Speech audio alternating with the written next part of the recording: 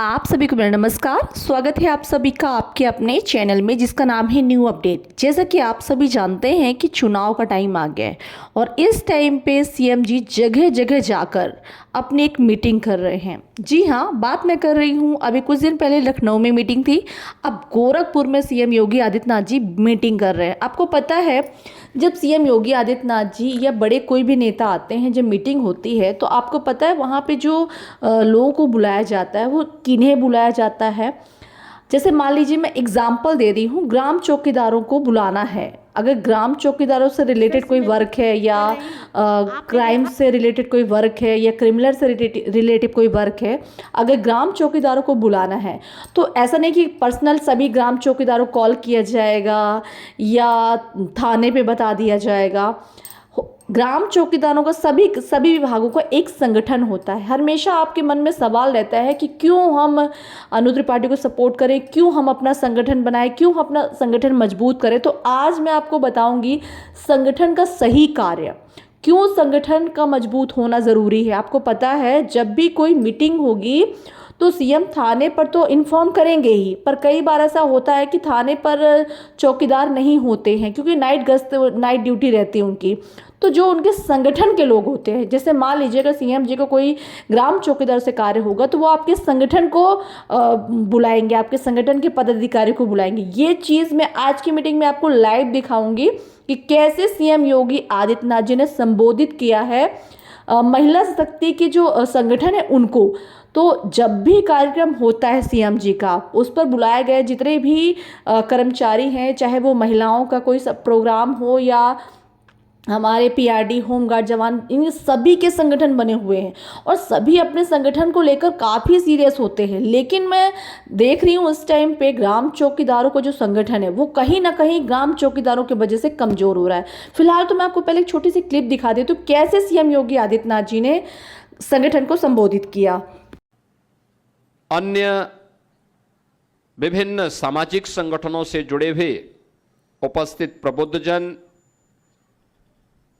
नारी शक्ति बंधन सम्मेलन का ये अपने आप में एक अद्भुत क्षण है और मुझे लगता है कि आक्रोश रैली के बाद ये पहला सम्मेलन हो रहा है। इसलिए मैं मंचस्थ और सामने भी उपस्थित नारी शक्ति के प्रत्येक आप सभी बहनों का मैं हृदय से स्वागत करता हूं, अभिनंदन करता हूं।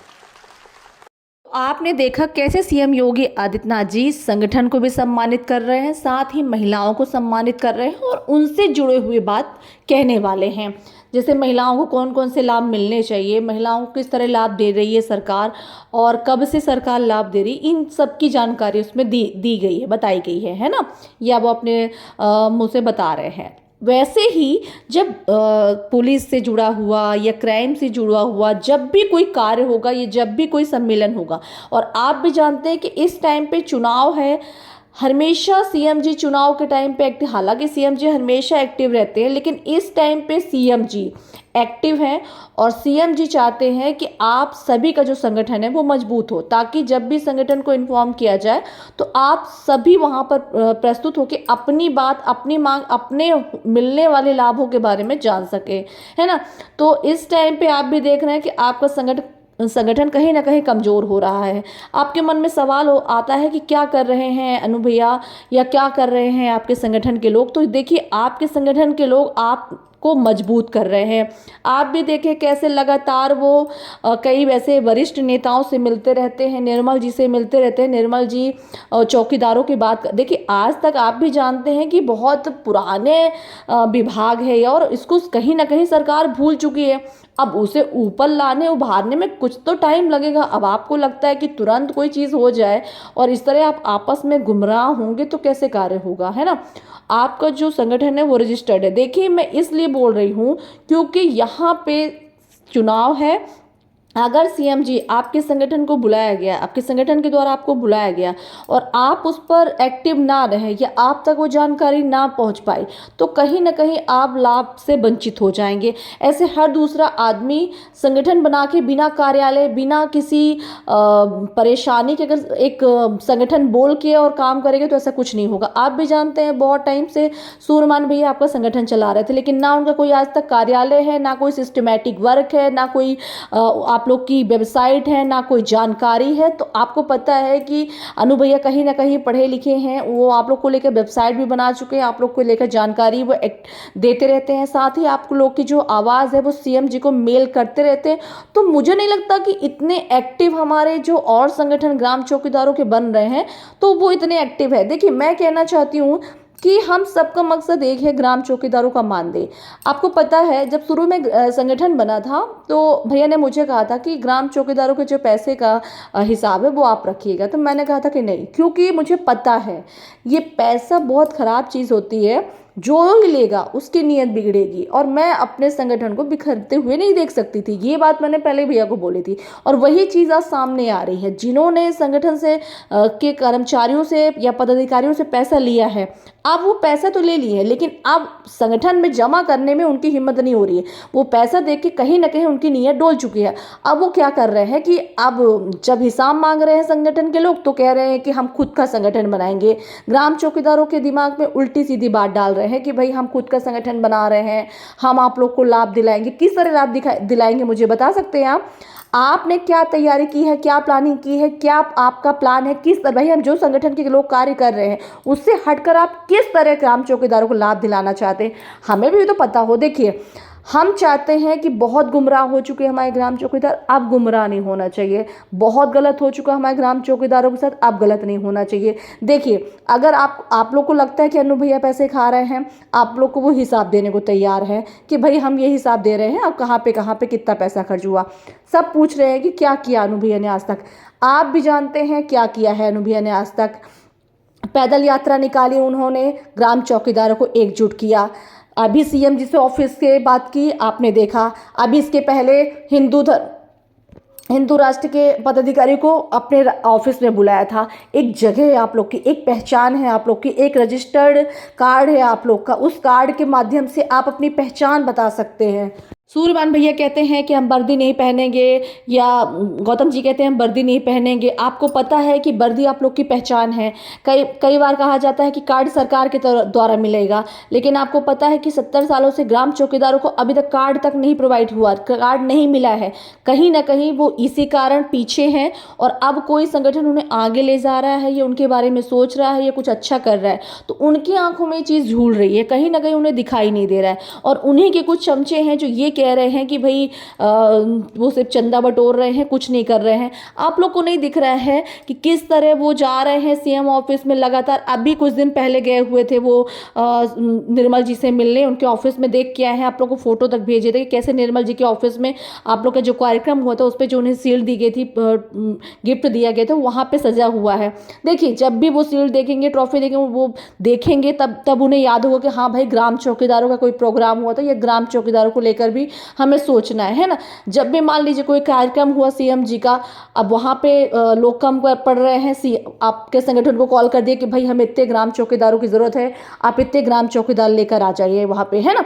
जब सीएम जी देखेंगे ग्राम चौकीदारों की ज़्यादा भीड़, तहाँ सीएम जी बोल सकते हैं कि हाँ भाई, ग्राम चौकीदार भी हमारे देश के हैं और हमारे प्रदेश के बहुत अच्छा कार्य करते हैं, आप लोग को लेकर बोल सकते हैं। तो देखिए, कहीं ना कहीं आप लोग आगे बढ़ेंगे अपने संगठन के द्वारा, मैं बार बार बता रही हूँ। और जिस तरह आपको रजिस्टर्ड, पढ़ा लिखा, समझदार और संगठन मिला हुआ है आप लोग को लेकर, हमेशा देखिए, हम सिर्फ धरातल पे वर्क नहीं कर रहे हैं, लोग सोशल मीडिया में एक्टिव हैं, हम सोशल मीडिया में भी आप लोग की आवाज़ पहुंचा रहे हैं। लेकिन क्या आप देख सकते हैं कि और संगठन के लोग इस तरह कार्य कर रहे हैं? कि हम देखिए, हम चाहते हैं कि वो लोग, अनु भैया ने ओपन ही कहा है कि आप आइए, वो अपनी कुर्सी देने को तैयार है, अपनी गाड़ी देने को तैयार है, अपनी जिम्मेदारी देने को तैयार है, वो लेने को तैयार है, वो करने को तैयार है। तो हम क्यों अलग से संगठन बना रहे हैं?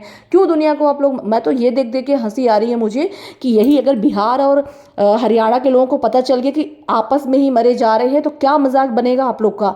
क्यों अपने संगठन की बेइज्जती करा रहे हैं? वो लोग क्या कहेंगे कि बताइए, ये लोग की आपस में नहीं बन रही रही है, मानदेय तो बहुत दूर की बात है, ये लोग आपस में ही मिलके नहीं रह पा रहे हैं। तो देखिए आप लोग अपनी बदनामी मत करवाइए। भैया ने कहा दूसरा संगठन बनाने की ज़रूरत नहीं है, आपने जो पैसे लिए हैं ग्राम चौकीदार से उसका हिसाब दीजिए, मैंने अभी तक जो खर्च किया है आप उसका हिसाब लीजिए, साथ ही आप चाहें तो इसी संगठन को आगे बढ़ाइए और सिस्टमैटिक तरीके से आगे बढ़ाइए और कार्य कीजिए। ये नहीं कि बैठे बैठे लाभ लीजिए, आप पैसे सिर्फ ग्राम चौकीदारों से खाइए, ऐसा नहीं होगा। आप ग्राम चौकीदारों के साथ गलत नहीं होगा, उन्होंने साफ साफ कहा है। किसी और संगठन के द्वारा ग्राम चौकीदार नहीं लूटे जाएंगे, ग्राम चौकीदारों के साथ न गलत होते हुए देख पाए हैं हम, न देखेंगे। अगर आपको लगता है कि ग्राम चौकीदारों के साथ आप भला कर सकते हैं तो इसी संगठन में बैठकर आप करिए भला। अलग से संगठन बनाने की या पैसे खाने की कोई ज़रूरत नहीं है, क्योंकि हमें पता है कि आप कुछ नहीं करने वाले हैं। जो कहते हैं वो कर नहीं सकते, कहते जो बादल गरजते हैं वो बरसते नहीं हैं। तो मैं आप लोगों को साफ साफ बता रही हूँ कि अब आप ग्राम चौकीदारों को गुमराह करना बंद कीजिए। अगर सचमुच में ग्राम चौकीदारों का भला चाहते हैं तो प्लीज़ अपने संगठन को मजबूत बनाइए, ये बिखरने मत दीजिए, क्योंकि यहाँ पे चुनाव है और सीएम जी ने साफ साफ कहा है कि अभी चुनाव का टाइम है। आप लोग को पता है इसी टाइम पे मानदेय बढ़ जाएगा तो बढ़ जाएगा, अदरवाइज आपस में ही आप लोग उलझ के रह जाएंगे। तो आप लोग प्लीज़ आपस में मत उलझिए, सुलझने का कार्य कीजिए। इस टाइम पे बिखरने का नहीं, एकजुट होने का टाइम है। और मैं यही कहना चाहूँगी कि अपने संगठन को मजबूत कीजिए, किसी के बहकावे मत बताइए। और मैं एक चीज़ और कहना चाहूँगी उन सभी पदाधिकारियों से जिन्होंने पैसे खाए हैं संगठन के, तो वो मैं साफ साफ बता देना चाहती हूँ कि अपनी नीयत को साफ रखिए। कभी कभी इंसान को बर्बाद होने के लिए 1 रुपये ही गलत तरीके से खाया हुआ काफ़ी होता है। तो अगर आप लोगों ने ग्राम चौकीदारों का गलत तरीके से पैसा 1 रुपये भी खाया है तो अगर वो पैसे संगठन के हैं तो संगठन में जमा कीजिए, क्योंकि संगठन में ग्राम चौकीदारों के हित में कार्य हो रहा है। आपको पता है अभी अगर सीएम जी को कोई कार्य करना होगा वो निर्मल जी से बोलेंगे, निर्मल जी के दिमाग में एक ही चीज आएगा, ग्राम चौकीदार, है ना? तो वो ग्राम चौकीदारों को बुला सकते हैं। अगर ग्राम चौकीदार ज्यादा संख्या में होंगे तो सीएम जी उनके बारे में बोल सकते हैं, है ना? तो अभी चुनाव का टाइम है, रैली निकलती रहेंगी, रैली चलती रहेंगी, सीएम जी बुलाते रहेंगे। तो कब आप लोग की लॉटरी लग जाए, कब आप लोग का नाम आ जाए, ये तो आगे ही पता चलेगा। लेकिन हमें तैयारी बनाकर रखनी है, हमें शांत नहीं रहना है। हम अगर पैदल यात्रा भी निकालते हैं अनु भैया, तो उस पर भी कहीं ना कहीं सीएम की नज़र होगी। अब इस टाइम पे बिखरे हुए ग्राम चौकीदार 20 वहाँ जा रहे हैं, 10 यहाँ जा रहे हैं, 5 वहाँ जा रहे हैं, तो इस तरह में कहीं ना कहीं आप लोग को ही नुकसान है। और इस पर सिर्फ और सिर्फ नुकसान ग्राम चौकीदारों को है। तो हम नहीं चाहते ग्राम चौकीदारों को नुकसान हो, क्योंकि इतनी मेहनत और इतनी परेशानी के बाद यहाँ तक आने के बाद और फिर से पीछे मुड़ के देखना, ये तो जीरो में पहुँचने के बराबर है कि 100 में पहुँचने के बाद एकदम से जीरो में चले जाना। तो ऐसा नहीं करना है आप लोग को। अपने संगठन को पर भरोसा रखिए। अगर आपके मन में कोई सवाल है तो भाई आपस में बैठा के बात कीजिए। लेकिन आपका एक ऑफिस है, कार्यालय है, आपका वही पहचान है। आप ऐसे कहीं गली गली ढूंढेंगे नहीं किसी को, ना घर में बैठ कर वो कार्य कर सकते हैं। आपको भी पता है कि कोई भी अगर कार्यालय खुलेगा तो उसमें कर्मचारी को जाना पड़ेगा। अनुभव को अभी आप देखते हैं कैसे भटकते रहते हैं, कैसे जाते रहते हैं, कार्यालय जाते रहते हैं, कभी बैठ के वहाँ ऑफिस में AC की हवा नहीं खाते बैठे रहते हैं, है ना? तो आप भी देखते हैं किस तरह कार्य करते हैं। ऑफिस है, आपको कोई मिलना है, कोई कार्य है तो वो ऑफिस में जाओ, वहाँ पे आप अपना कार्य कराओ, बात करो। और देखा कैसे आपने अभी आश्रित नौकरी की बात में कैसे भैया ने बताया कि भाई इतना इस तरह प्रोसेस होगी। अगर आप लोग को आश्रित नौकरी चाहिए तो किस तरह मिल सकती है संगठन के द्वारा। तो देखिए आप लोग का जो कार्य है वो संगठन के द्वारा ही होगा। आपको आपके संगठन पे विश्वास होना चाहिए। अगर आपको आपके संगठन पे विश्वास नहीं है तो आगे चल के कहीं ना कहीं आप लोग को ही दिक्कत होनी है, किसी को नहीं दिक्कत होनी है। अरे भाई अनुभव संगठन ही खोल के रखे हैं। अभी क्या है, आप लोग का संगठन जो रजिस्टर्ड है ना, सारी चीज़ें ऑनलाइन दिख रही हैं, CM जी की नज़रों में दिख रही हैं। अभी ये लोग कोई भी संगठन बना के देखे, कहाँ है सूर्यमान जी का संगठन रजिस्टर्ड, क्या किया उन्होंने आज तक, कहाँ है उसकी ऑफिस, कहाँ है उसके कार्यालय, कहाँ हो रहा है कार्य, क्या कार्य किया उन्होंने, कोई फोटो नहीं भेजी आज तक, कोई ऐसा कार्य नहीं दिखाया उन्होंने जिससे ये लगे कि हाँ भाई इस संगठन को मजबूत करना चाहिए। लेकिन अनुभव ने इस तरह कार्य कर रखा है, आप लोग को लेकर इतने आगे तक पहुँच गए। अब आप लोग पीछे मुड़ के देखेंगे तो कहीं ना कहीं आप लोग को नुकसान है। हमारा काम आप लोग को सही जानकारी बताना है, आगे फॉलो करना ना करना आपके ऊपर है। जो भी आपको लगे आप कीजिए, मेरा काम बताना है, मैंने बता दिया है। वीडियो बनाने की बात रही तो ऐसा नहीं है, कई ऐसे टॉपिक है, कई ऐसी विभाग है जिनको लेकर मैं वीडियो बना सकती हूँ। लेकिन जिस तरह अनुभव ने कहा कि मेरा ग्राम चौकीदारों से मैं पर्सनली अटैचमेंट है, उसी तरह मैंने भी ये बात डीपली समझी है कि ग्राम चौकीदार काफ़ी परेशान है, मुझे उनकी आवाज़ उठानी चाहिए, है ना? आपने कई बार सुने होंगे कि सूरमान भैया कह रहे हैं कि बड़े चैनलों में दिख नहीं रहा है ग्राम चौकीदार। तो ग्राम चौकीदार आपस में इतना उलझा हुआ है कि बड़े चैनल वाले ग्राम चौकीदारों के साथ ध्यान ही नहीं दे रहे हैं, है ना। तो जो भी लोग ध्यान दे रहे हैं, जो भी आप लोग की आवाज़ निरंतर सरकार तक पहुंचाने का कार्य कर रहे हैं या आप लोग की आवाज़ उठाने का कार्य कर रहे हैं, उनको तो आप कम से कम सपोर्ट कीजिए। आप तो आपस में ही मरे जा रहे हैं, तो फिर बताइए कौन आपको कैसे सपोर्ट करेगा? बताइए क्यों बड़े चैनल वाले आप लोग की आवाज़ उठाएंगे जब आप लोग आपस में ही एक दूसरे की आवाज़ नहीं उठा पा रहे हैं। तो खैर इन सब चीज़ों पे ध्यान देना चाहिए आप लोग को। छोटी छोटी चीज़ें लाइफ बदलती हैं, और मैं यही कहना चाहूँगी अगर आप अपनी लाइफ को सचमुच में चेंज करना चाहते हैं, सब कुछ सचमुच में बेहतर करना चाहते हैं, तो आप लोग खुद से शुरुआत कीजिए और खुद को बेहतर बनाइए और अपने संगठन को मजबूत बनाइए। मिलते हो अपनी वीडियो में एक नई जानकारी के साथ। तब तक के लिए नमस्कार। वीडियो बने रहा कीजिए, वीडियो देखते रहा कीजिए।